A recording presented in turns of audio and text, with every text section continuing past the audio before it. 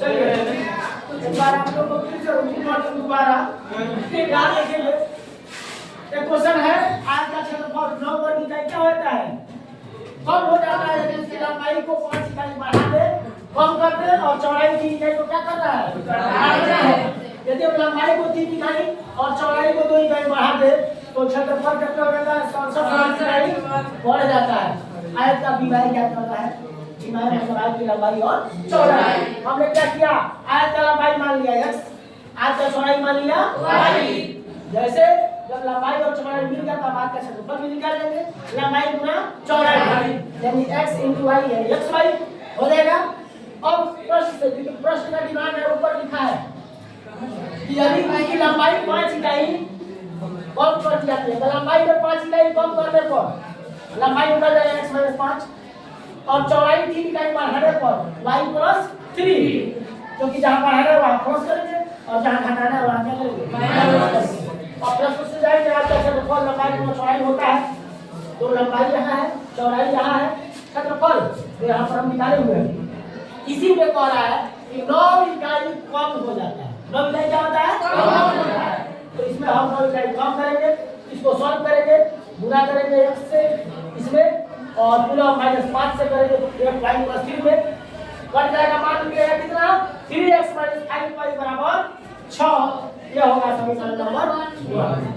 अब लंबाई को उसी तरह से जैसे पहला किए थे हम लोग, इसमें भी पहला की लंबाई में 3 इकाई बढ़ा दीजिए तो x + 3, चौड़ाई में 2 इकाई बढ़ा दीजिए तो y + 2 और इसका क्षेत्रफल हो जाएगा लंबाई गुना चौड़ाई यानी x + 3 y + 2 बराबर क्या कह रहा है?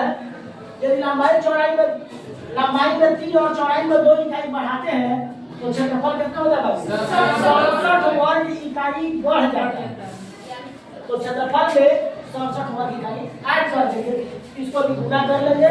मान आएगा यह xy 2x 3y 6, यहाँ xy बढ़ जाएगा 2x + 3y = 67 - 6 आ जाएगा 61। अभी तो हम समीकरण ये तो मिल गया है। अब यहाँ से लोग करेंगे किसको बराबर करें? y को बराबर करना आसान है क्योंकि इसमें चिन्ह को नहीं बदलना है। लेकिन यदि आप x को बराबर करने जा रहे हो ना तो गुना भी करना है और चिन्ह भी बदलना है। y को करें तो y को बराबर करने के लिए क्या करना पड़ेगा? ऊपर 3 से और नीचे 5 से गुना करना पड़ेगा। ऊपर 3 से और नीचे 5 से। ऊपर 3 से गुना कीजिए, 3 3 की 9 लिखेंगे समीकरण फर्स्ट में 3 से और सेकंड में समीकरण सेकंड में 5 से गुना कर जोड़ने पर यहाँ पर क्या करेंगे? जोड़ेंगे, यानी क्या नहीं भूलेंगे, जोड़ने पर जोड़ना है। इसमें करो तो बाबू 9x -15y हो जाएगा। अब इसमें 5 से करेंगे तो 5 गुना 5 यही 15y 5 कम 305 होगा 635 कोई हम लोग को चिन्ह जब जोड़ना है तो चिन्ह में कोई बदलाव नहीं करेंगे, यह कट जाएगा 10 9 19x इसको जोड़ लेंगे 8 5 23 323 और x बराबर 323 बटा 19 के बारह में